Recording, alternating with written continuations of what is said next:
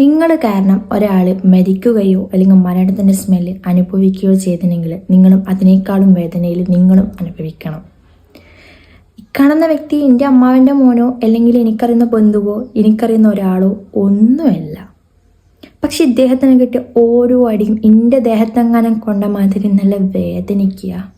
ഞാൻ പോലും അറിയാതെ ഉറക്കത്തിൽ ഇങ്ങനെ നെട്ടുക. ഇദ്ദേഹത്തിനെ തന്നെ സ്വപ്നം കണ്ടുകൊണ്ടിരിക്കുക. ഇദ്ദേഹം ഇന്ത്യയിൽ വന്നിട്ടുണ്ടാവുക തൻ്റെ കഷ്ടപ്പാടുകളും തൻ്റെ ബുദ്ധിമുട്ടുകളും ഒക്കെ തീരും എന്ന് വിചാരിച്ചിട്ടുണ്ടാവും. പക്ഷേ ഒടുവിൽ അദ്ദേഹത്തെ എല്ലാവരും കൂടിയിട്ട് കൊന്നു.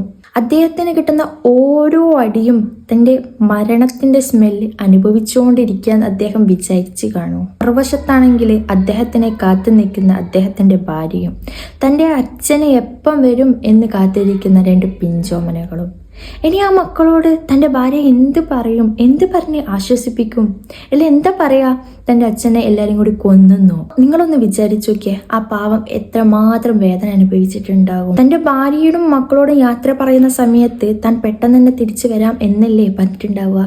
പക്ഷേ ഒടുവിൽ 45 മുറിവുകൾ പറ്റിയ ശരീരവും 1 മുറിവുകൾ പറ്റാത്ത ഒരു ഭാഗവും ഉണ്ടായിരുന്നില്ല എന്നാണ്. ഇത് ഇന്ത്യയാണ്, കേരളമാണ്, ഇവിടെ ഇങ്ങനെയൊക്കെയാണ്.